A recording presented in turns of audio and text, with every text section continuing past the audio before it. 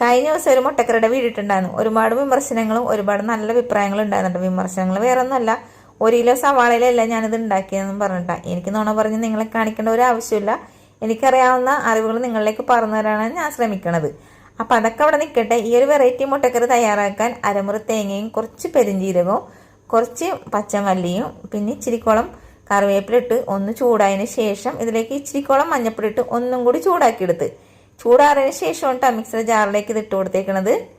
ഇനി ഉരുളിയിലേക്ക് വെളിച്ചെണ്ണ വെച്ച് കറുകപ്പട്ട ഇലക്ക ഇട്ട് കൊടുത്ത് ഇഞ്ചി വെളുത്തുള്ളി പേസ്റ്റും കൂടി ഇട്ട് മൂപ്പിച്ചതിന് ശേഷം ഒരു 5 സവാള അരിഞ്ഞതും അതിലേക്ക് ആവശ്യത്തിനുള്ള ഉപ്പിട്ട് കൊടുത്ത് ഇളക്കി കൂട്ടിയിട്ട് പെട്ടെന്ന് വഴണ്ടിയിട്ട് ഞാനൊന്ന് മൂടി വെച്ച് കൊടുത്ത് കുറച്ച് സമയം കഴിഞ്ഞപ്പോൾ മൂടിയൊക്കെ തന്നപ്പോൾ സവാളയൊക്കെ വഴണ്ടിയിട്ടിട്ടുണ്ട് കേട്ടോ. ഇനി ഇതിലേക്ക് 2 തക്കാളി അരിഞ്ഞതും കുറച്ച് പച്ചമുളക് കുഞ്ഞു കുഞ്ഞായിട്ട് അരിഞ്ഞതും മഞ്ഞപ്പൊടിയും കറിവേപ്പിലും ഇട്ട് കൊടുത്തിട്ടുണ്ട്. എന്നിട്ട് എല്ലാം കൂടി ഒന്ന് ഇളക്കി കൂട്ടിയതിന് ശേഷം ഇതിലേക്ക് ഞാൻ കുരുമുളക് പൊടിയും വെട്ടിപ്പൊടിച്ച ഗരം മസാല കേട്ടോ. നമ്മളിതിൽ മുളക് പൊടിയൊന്നും ചേർക്കണില്ല.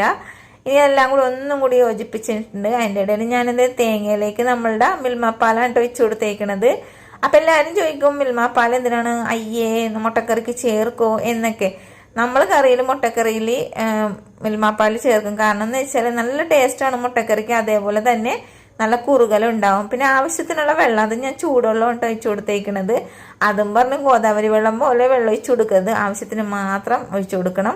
മുട്ടയൊക്കെ പിറക്കി വെച്ച് കൊടുത്തിട്ടുണ്ട്. അതിൻ്റെ ഇടയിൽ ഞാൻ വെളിച്ചെണ്ണ ഒഴിച്ച് ഉള്ളി മുരിയിപ്പിച്ചിട്ട് പിന്നെ കറിവേപ്പിലയും വറ്റൽമുളകും താളിച്ചതിന് ശേഷം തീ ഓഫാക്കിയിട്ട് ഇച്ചിരിക്കോളം മുളക് കൂടി ഇട്ട് അതും കൂടി താളിച്ച് നമ്മുടെ മുട്ടക്കറിലേക്ക് അങ്ങോട്ട് ഒഴിച്ചു കൊടുത്തിട്ടുണ്ട്.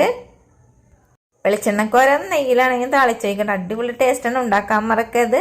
സപ്പോർട്ട് ചെയ്യാൻ മറക്കട്ടെ.